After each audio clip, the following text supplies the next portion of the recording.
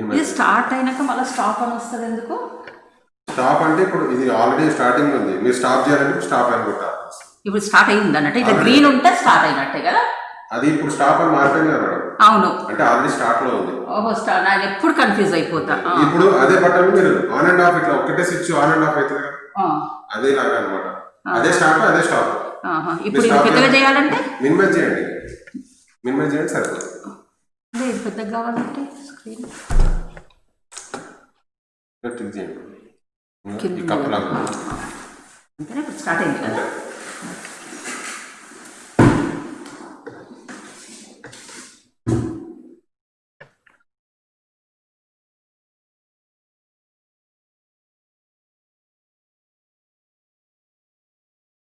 Good morning everyone. Today it's a revision class. I'll talk about adrenal medulla. Okay. As you all know, adrenal medulla is not essential for life. Like adrenal cortex, because of aldosterone, it's very essential for life. But adrenal medulla is not essential for life. But it is useful to the individual during emergency situations. By secreting catecholamines, it will help the individual to cope with fight and flight response and also assist the individual in metabolic conditions like hypoglycemia. Okay, that is very important. Okay, so fight and flight response and important condition is in hypoglycemia. It helps. Okay. Now, as you all know, adrenals are present over the upper pole of the kidney. The total gland is about 4 grams, but adrenal medulla, if you take only that, it is about 1 gram. Okay, and if you take the mass, it is 20 to 30% mass. Adrenal medulla's mass is about 20 to 30% of the whole of the adrenal gland. So adrenal medulla has got cells. Those cells are called chromaffin cells. Because why chromaffin? That name has come up because of their special affinity for chromium stains. So it's called chromaffin cells. These chromaffin cells will have granules, and those granules store catecholamines. Okay, catecholamines are nothing but adrenaline, noradrenaline and dopamine. So those granules store the catecholamines. In between those there are venous sinuses are there in between these cells. Okay, looking at the cells itself, we can see which store adrenaline, which store noradrenaline. Adrenal, these granules are present in the vesicles. If you look at the vesicle, if the adrenal type secreting vesicles are large, those granules are large and they are less intense, they are not very dense, and they fully occupy the vesicle. If you look at the vesicle like that, it is adrenaline secreting type vesicle. Noradrenaline secreting type vesicles are, the granules are small and they are very dense and they do not occupy the whole of the vesicle. Though we do not have a good diagram of that, so looking at the granules, we do not know how the granules of the dopa secreting cells are there. Okay. Now 90%, almost up to 90% of the adrenal medulla secretes adrenaline. So about 85 to 90 is adrenaline, 10 to 12% is noradrenaline, 2 to 3% is dopa. 2 to 3% is dopamine. Okay. Coming to the next slide, innervation. Adrenal gland, adrenal medulla is innervated by the splanchnic nerves. These splanchnic nerves are preganglion, sympathetic splanchnic nerves. These from the sympathetic trunk, you can see the thoracic splanchnic nerves, they are coming and they innervate this adrenal medulla. So adrenal are preganglionic cholinergic innervation. Preganglionic cholinergic innervation to adrenal medullary cells. So whenever adrenal sympathetic system is stimulated, it will activate the adrenal medulla, and this by the preganglionic cholinergic innervation, that is acetylcholine is liberated from the nerve endings and that will stimulate the chromaffin cells. This chromaffin, there will be inward movement of the calcium and by exocytosis, adrenaline and noradrenaline is released into the venous sinuses.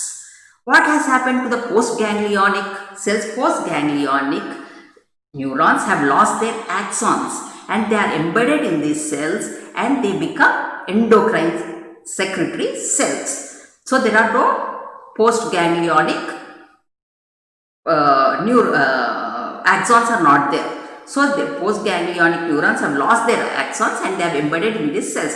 That is why we can say adrenal medulla acts like a sympathetic ganglion. We can only see the preganglionic cholinergic innervation.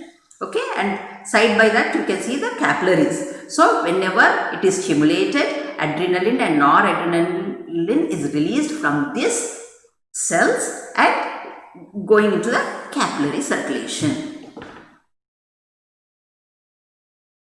Next, catecholamines. I told you 85 to 90% from the adrenal medulla is adrenaline. So 10 to 12% will be noradrenaline and 2 to 3% is dopamine. Okay, so here one thing you should remember is whenever sympathetic stimulation is there, adrenal comes from adrenal glands and noradrenal comes from the noradrenaline nerve endings. So noradrenaline nerve endings release noradrenaline slowly into the circulation, but adrenaline comes into the circulation very quickly. Okay. Okay, synthesis of adrenomedullary hormones. So they are synthesized from phenylalanine, that is from your diet, into tyrosine, dopamine, norepinephrine and epinephrine. This is the synthesis of the adrenomedullary hormones. This is all dealt in biochemistry, so I will not go into the details of this. Then metabolic degradation of epinephrine and norepinephrine. Epinephrine to metanephrine, COMT is catecholamine O-methyltransferase, and metanephrine to 3-methoxy-4-hydroxymandelic aldehydes is MAO is monoamine oxidase. Okay, and the end product is VMA, vanillin mandelic acid. Okay, so for metabolic degradation, mostly it occurs in the liver. So half-life is 2 to 3 minutes. So degradation, end product is VMA. Okay, when is this catecholamines are released into the circulation? So regulation and secretion. So exercise, whenever we are exercising. Hypoglycemia I told in the introduction itself, whenever our blood glucose levels fall below 60 milligram percentage, the central nervous system, the receptors sensing this, in the CNS, those receptors get activated and they stimulate the sympathetic system to stimulate the adrenaline and noradrenaline. So this adrenaline and noradrenaline will bring back the elevate the glucose levels. So CNS monitoring receptors, plasma monitoring, glucose monitoring receptors, I would say, glucose monitoring receptors present in the hypothalamus. They get activated whenever there is hypoglycemia. Plasma glucose monitoring receptors in the hypothalamus get activated and they stimulate the sympathetic system to release adrenaline and noradrenaline, which will increase the sugar levels in our body. Trauma during physical injury, fear whenever we are scared, anxiety, anger, hemorrhage, fluid loss, asphyxia, hypoxia, exposure to extreme heat and cold. This time your sympathetic system gets stimulated. Whenever sympathetic system gets stimulated, adrenaline and noradrenaline are released. So these are the stimulant factors for the sympathetic system to act. Next. So I told you adrenal medulla helps to cope the individual with fight or flight response. What do you understand by fight or flight response? Fight means fighting with the enemy and finish the enemy or run away from the enemy to protect yourselves. That is fight or flight. Either you fight with the enemy and finish off the enemy, or you run away from the enemy to protect yourself. This is called fight or flight response. So these adrenal hormones, medullary hormones are very essential for fight or flight response. So what will happen during fight or flight response? So we have to see the things better. So it will letting more light to enter eyes. So lot of light, letting more light to enter the eyes by relaxing accommodation and producing pupillary dilatation. So relaxing the accommodation. That means relaxing accommodation means those are the what muscles are those? Ciliary muscles. Ciliary muscles are relaxed. Your suspensory ligament becomes tight and the ciliary muscles are relaxed. So there is relaxing of the accommodation. And producing pupillary dilatation means there is what are the muscles of the radial muscles? Radial muscles, okay. So producing pupillary dilatation means there will be contraction of the radial muscle. So your pupils will dilate. So it will act both on your muscles of the lens and muscles of the eyes. So bringing about wide opening of the eyes. So letting more light to enter into the eyes by relaxing accommodation and producing pupillary dilatation. And it provides better perfusion of vital organs and muscles. It provides better perfusion of, so whenever we are running away from the enemy, our important muscles and vital organs should get good blood. So if you are running your skeletal muscles or your the blood to the heart, brain should be monitored. So that should be regulated. So providing better perfusion of vital organs and muscles by increasing the heart rate. How? By increasing the heart rate and BP, which increases the venous return. So more blood will come into the heart, increases the venous return. Okay, by increasing your heart rate and BP, which increases the venous return, by stimulation of the sympathetic vasodilator system in the skeletal muscles, because when you are running, you want good supply to your skeletal muscles. So it will stimulate the vasodilator system of the skeletal muscle. So you get good blood supply to your skeletal muscle, your heart, and keeping your supply to the brain intact. Okay. Limiting the blood if wounded by constricting blood vessels. So if at all you are running also, that blood is constricted. We will not see lot of blood. Okay. So limiting the blood if wounded by constricting the blood vessels. Reinforcing the alert and arousal states by decreasing threshold in reticular formation. Reinforcing the alert and arousal state means whenever we see something, do we fall asleep? No, we'll be wide awake. So something stress is happening, so we'll be wide awake. So this is reinforcing the alert and arousal states by decreasing the threshold in reticular formation. So we'll become very alert and aroused, and increasing glycogenolysis in the liver and lipolysis in adipose tissue. So thus supplying more energy. We want more energy to the skeletal and cardiac muscle by raising the blood glucose and free fatty acid levels. Okay, so increasing the glycogenolysis in the liver and lipolysis in the adipose tissue. That's why more energy is liberated for skeletal and cardiac muscle by raising the blood glucose and free fatty acids. So all these things will happen during fight or flight response. Release of epinephrine and norepinephrine. When should epinephrine be released? When should norepinephrine be released? Situations which are challenging, that is, situation with which the individual is familiar, are associated with increased norepinephrine secretion. So what would be the good example for this? Whenever you are writing an exam, you are sitting for the exam, and before the question paper is given out, you are very anxious. You will have some tremors, sweating of your palms. So all this, that time your noradrenaline secretion is released. You are familiar with the situation. So you know that the question paper will be given and you are supposed to write the answers. Or if you are coming to the viva during examination, you know, so as soon as you enter the room, you will be bombarded with questions and you are supposed to answer. That time norepinephrine secretion will be there.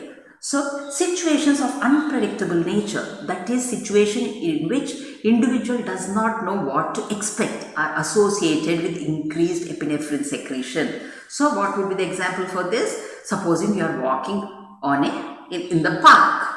Suddenly you see a snake in front of you. So you do not know what to do. So unpredictable nature, you have not predicted that a snake would appear. Situation of an unpredictable nature. That is situation in which individual does not know what to expect are associated with increases your epinephrine secretion. So these are the normal plasma levels, norepinephrine levels are that much, epinephrine levels are that much, and dopamine is that much, picograms per ml. So half-life is 2 to 3 minutes or 1 to 2 minutes. Half-life is very less. Okay.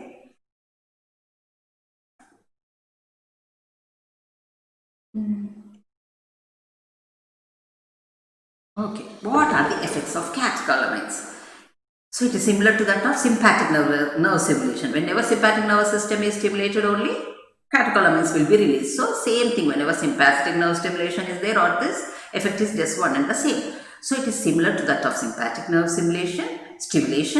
There are two types of adrenergic receptors, alpha and beta. Usually adrenaline or adrenaline almost acts in the same way, but because there are two types of receptors, adrenergic receptors, alpha and beta, wherever they are present, they act in a different way. Because of these two types of receptors, they act in a different pattern. Okay. So, alpha adrenergic receptors are sensitive to both epinephrine and norepinephrine. Alpha adrenergic are sensitive to both epinephrine and norepinephrine. These receptors are associated with most of the excitatory function. In general, we can say alpha adrenergic receptors are excitatory in function of the body, but with at least one inhibitory function, that is intestinal motility. Inhibitory function, one is intestinal motility. Alpha means excitatory. Okay, so sometimes there will be changes, but in a general way we can say alpha are excitatory in function with one inhibitory function, inhibition of intestinal motility. Okay, so that is your secretions and motility is decreased. Okay, that is intestinal motility and secretions are decreased. Beta adrenergic receptors respond mainly to epinephrine. Beta adrenergic respond mainly to epinephrine. These receptors are associated with most of the inhibitory function of the body, with one important excitatory function, that is excitation of the myocardium. So whenever beta adrenergic receptors are there, it is mostly inhibitory function, but one thing is excitation to the myocardium. Excitation to the myocardium means it increases the contraction, force of contraction, heart rate, the excitation of the myocardium, everything will be there. So that ionotrophic, chronotrophic, bathmotrophic and dromotrophic effect, conductivity, contraction, everything is increased. Okay. So summary, epinephrine acts equally on both alpha and beta adrenergic receptors. So epinephrine, we have seen epinephrine acts on both alpha and beta adrenergic receptors, while norepinephrine acts only on alpha receptors. That's summary, whatever I said to you. So epinephrine acts on both alpha and beta adrenergic receptors, while norepinephrine acts only on alpha receptors. Now, coming to again this alpha receptors are of two types, alpha 1 and alpha 2. Alpha 1 receptors are located on the postsynaptic membrane and are mainly excitatory. So, examples in blood vessels. Blood vessels means excitatory means constriction of the blood vessels, and in non-pregnant uterus means contraction of the uterus. So, shedding of the endometrium by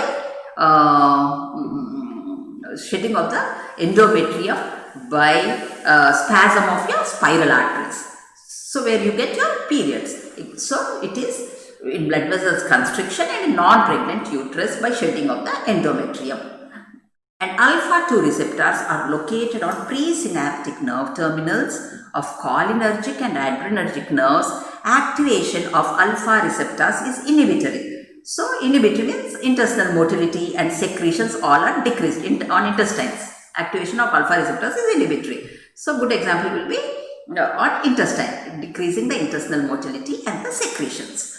Beta receptors are of two types, beta 1 and beta 2. Both are located mostly on postsynaptic membrane sites.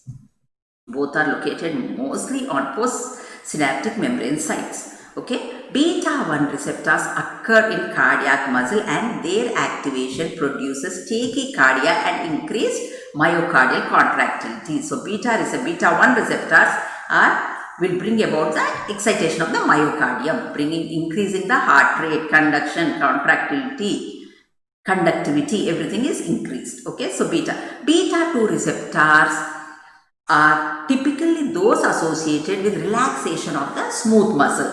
So they are present in the skeletal muscular blood vessels. So dilatation of the skeletal muscular blood vessels, GIT and bronchioles. Okay, so beta 2 receptors are present in the skeletal muscular blood vessels, GIT and bronchioles.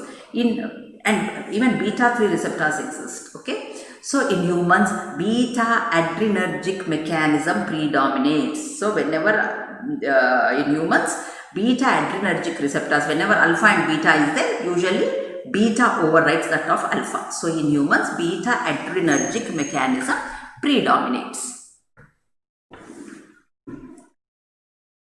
Actions of catecholamines. So catecholamines, they act on carbohydrate metabolism. Basically what you want, the glucose should be increased. So if the glucose has to be increased, what should happen?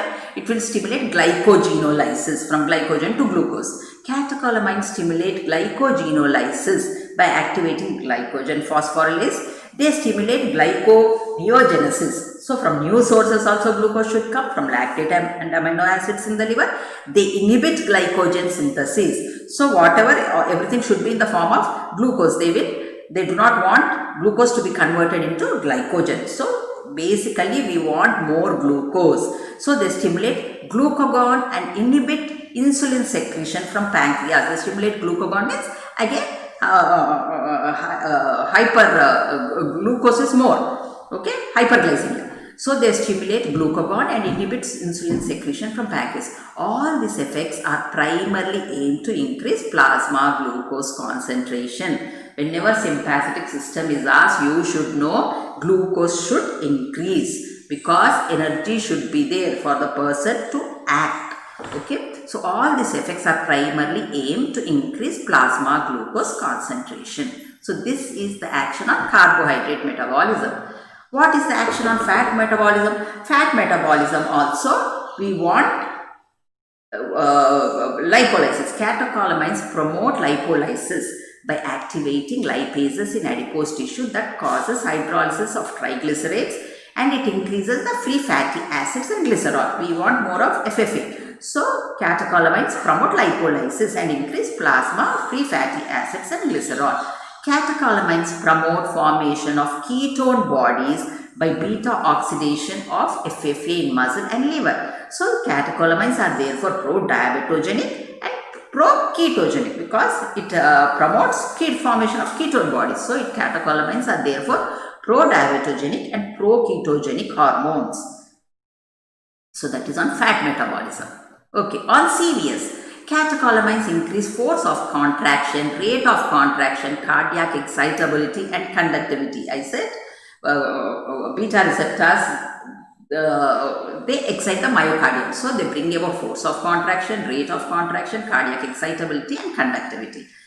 So on heart, epinephrine and norepinephrine, they act in a bit different way. So we are seeing the effects of epinephrine on CVS. It will increase the heart rate and force of myocardial contraction. So it will increase the systolic blood pressure. So myocardial contractility is there means your cardiac output is more. So when cardiac output is more, your systolic blood pressure is more. So selective vasoconstriction, next point. Selective vasoconstriction of arterioles in renal, splanchnic and cutaneous vascular bed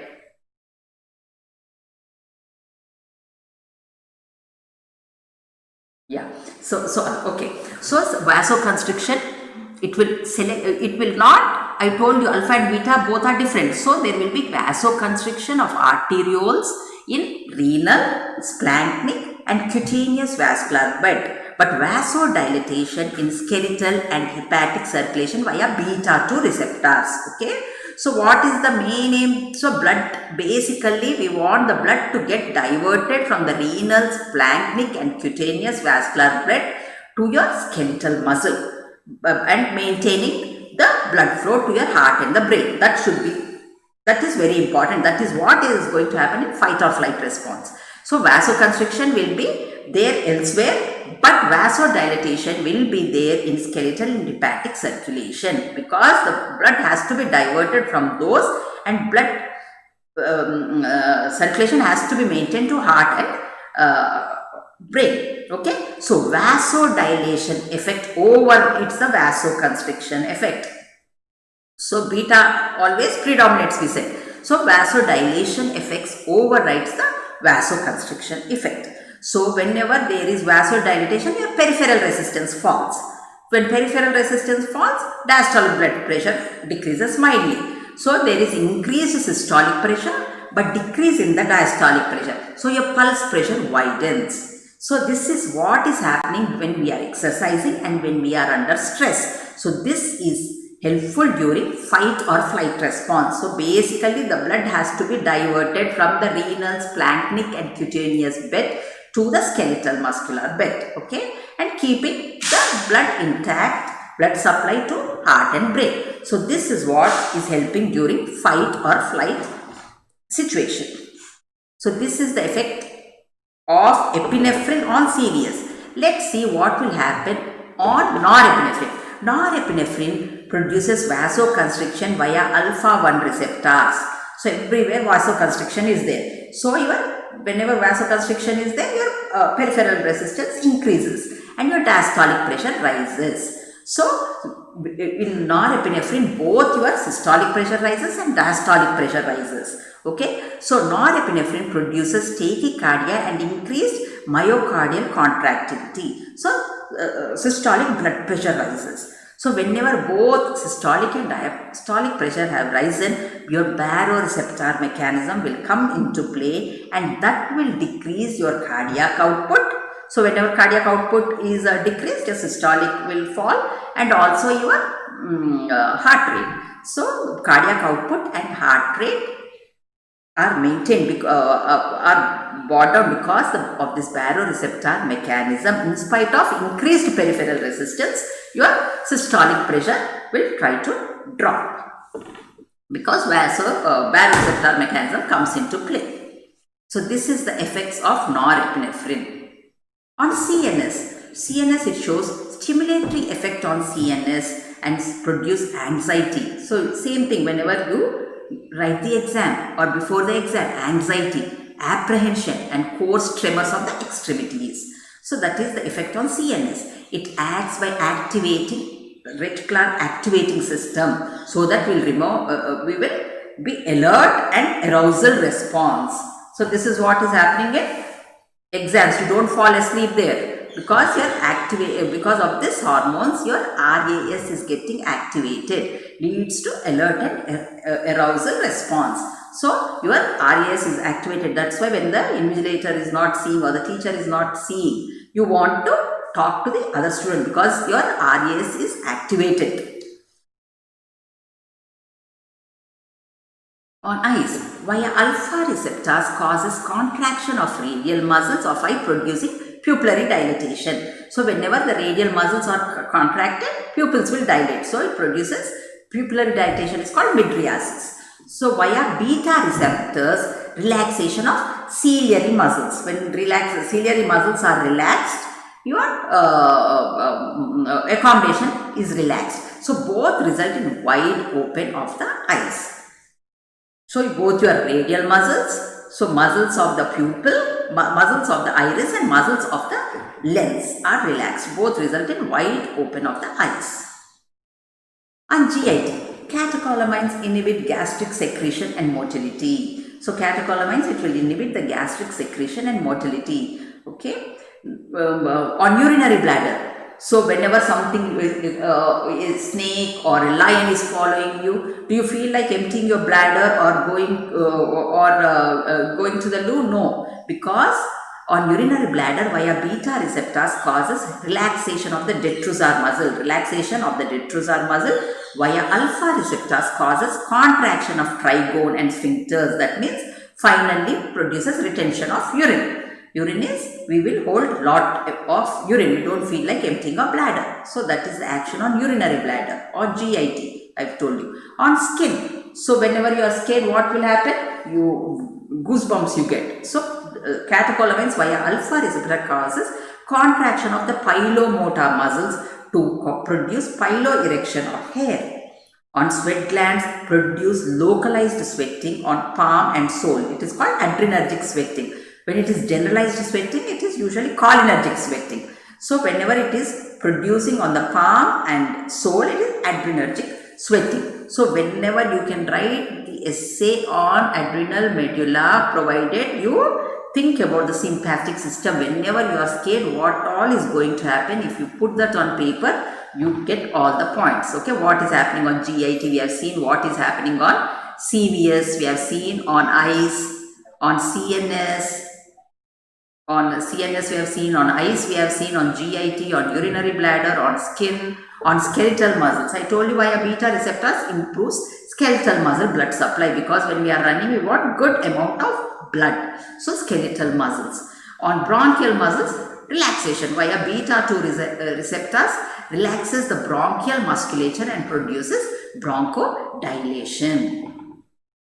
Okay, these are the actions of your catecholamines on your various systems. Okay, action of dopamine. So here important thing about dopamine I want to tell you is it produces generalized vasoconstriction by releasing noradrenaline. But the important thing of dopamine, why it is used in short, means by an action on beta 1 receptors, it has positive inotropic effect on heart. So increases systolic BP, but this dopamine does not change the diastolic blood pressure. This is very useful in the treatment of shock. Okay, so only systolic blood pressure increases, but there is no change in diastolic blood pressure. And on kidneys, one more important thing is dopa is a preferred drug in circulatory shock, because on kidneys it produces dopaminergic receptors. Via dopaminergic receptors it produces vasodilation, because if there is vasoconstriction even in kidneys, means there will be acute tubular necrosis and renal shutdown, which is very dangerous in shock. So as it is in shock, everywhere vasodilatation is there. We want vasoconstriction to happen, but dopa, it will have the vasodilation effect on the kidneys. So that is why dopa is preferred over adrenaline or noradrenaline in circulatory shock, because blood supply is maintained to the kidneys by vasodilation. Otherwise, if there is vasoconstriction to the kidneys will shut down, renal shutdown, or acute tubular necrosis, renal shutdown. Okay, so that is very dangerous. Again, that might lead to multi-organ failure and death. So dopamine is preferred over adrenaline and noradrenaline in circulatory shock, because it has got, on kidneys it has got vasodilatory effect, and it will not increase your diastolic pressure. Applied aspects. Hypersecretion of catecholamines. Supposing there is TB of adrenal medulla, destruction of adrenal medulla by malignancy or adrenalectomy. So they produce no clinical signs and symptoms. Why? Because I told you adrenergic neurons will produce both adrenaline and noradrenaline. When we say noradrenergic nerve endings, means that will produce only the noradrenaline. But adrenergic neurons, splanchnic nerve adrenergic neurons, they will produce both adrenaline and noradrenaline. So even if there is no adrenal medulla, we need not worry. Adrenaline and noradrenaline comes from the other sources, adrenergic neurons. Okay, so that is why we say adrenal medulla is not essential for life. So what is the hypersecretion? Sometimes this tumors we see in these chromaffin cells. They are called, tumors of the adrenal medulla is called pheochromocytoma. These tumors are usually benign and contain large amounts of both epinephrine and norepinephrine. The characteristic feature is increased hypertension, sustained or paroxysmal hypertension. BP rises up to 300 to 2, systolic will be 300 and diastolic 200 mmHg. So when there will be increased hypertension, that is the worry, sustained or paroxysmal hypertension. BP rises to 300 by 200 mmHg. Because of increased BP, there will be headache, adrenergic sweating will be there, severe palpitations, substernal pain, anxiety, weakness, dizziness, pale, cold and moist skin, blurred vision due to dilated pupils. Okay, so increased body temperature because of lot of glucose, hyperglycemia, glycosuria and increase in BMR. So all this BMR will be increased, your body temperature will be increased. Increase in urinary excretion of catecholamines, metanephrines and vanillin malic acid. Okay, so this whenever the pheochromocytoma, main and biggest worry is hypertension, because all vasoconstriction will be there. So it is hypertension. Hypertension produces all these effects like headache. Okay, so body temperature will be increased, urinary excretion of catecholamines, metanephrines and vanillin malic acid. I think that's it from me. Yeah.